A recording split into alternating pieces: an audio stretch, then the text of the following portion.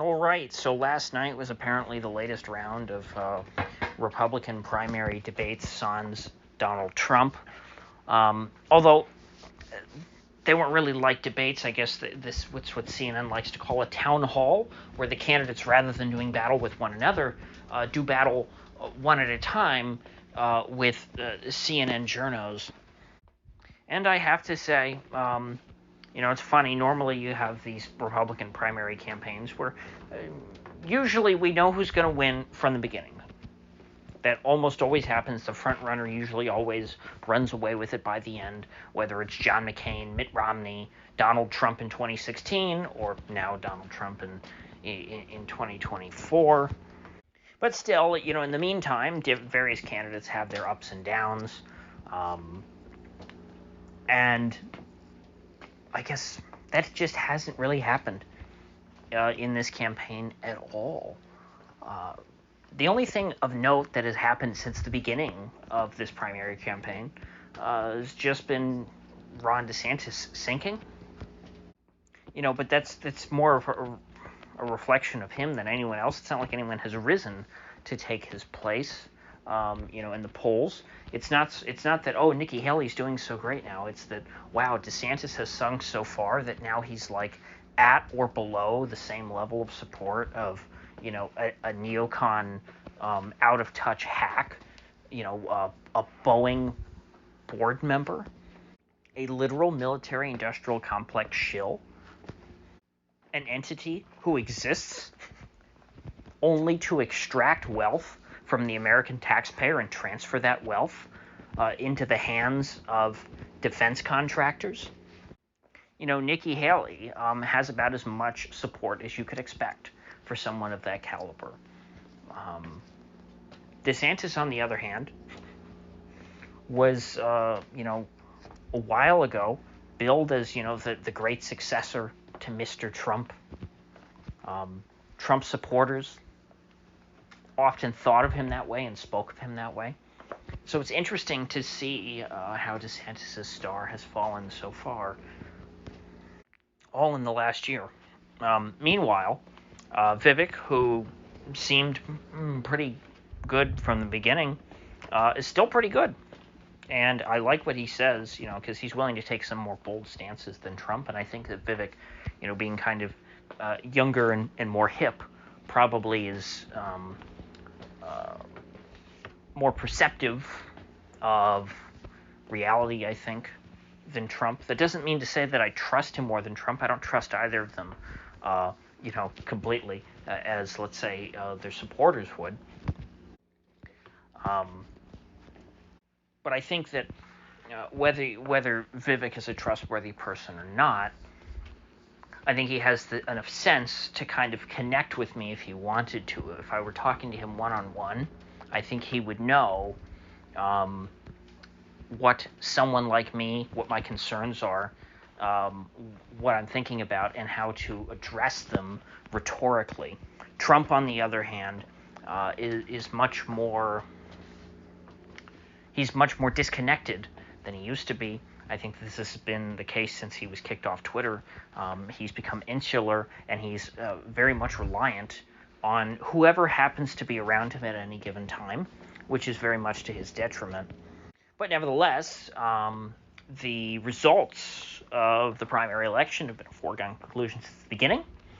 And so this is all really academic, has been from the beginning. But the primary's still been useful as a proving ground for just political actors in general. Nikki Haley got a chance to tell the entire country what she is. She is what I and many other people knew she was. She has not tried to hide that.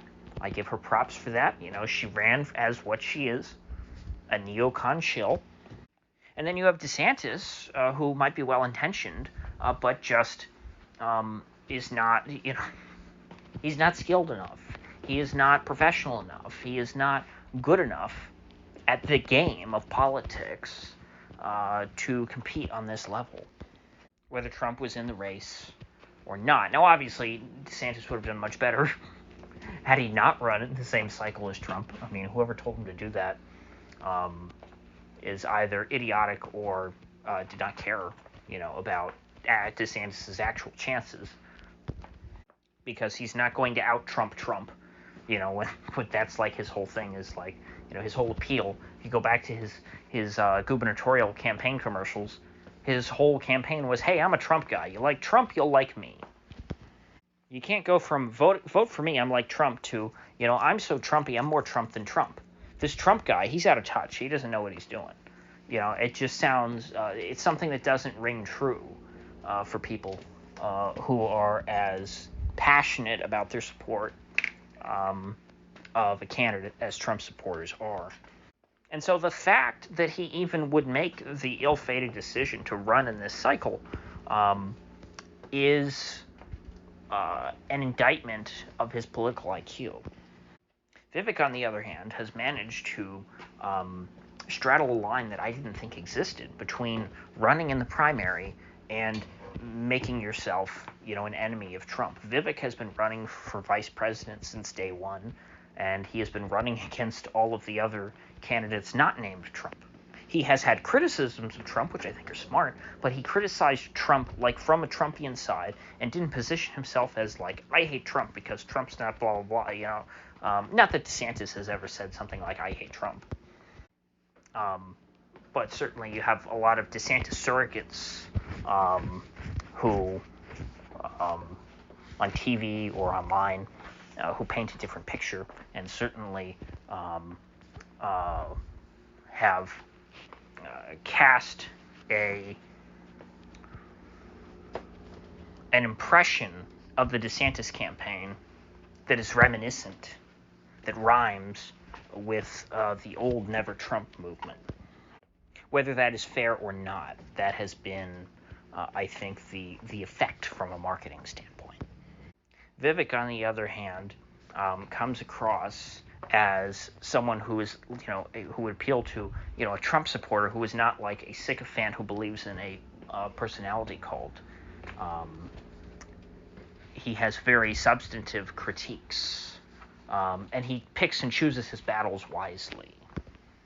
And so I think that's why he's managed not to alienate himself from the people who support Trump, who don't even, who are not even supporting him himself, And so Vivek has appeal beyond his actual poll numbers.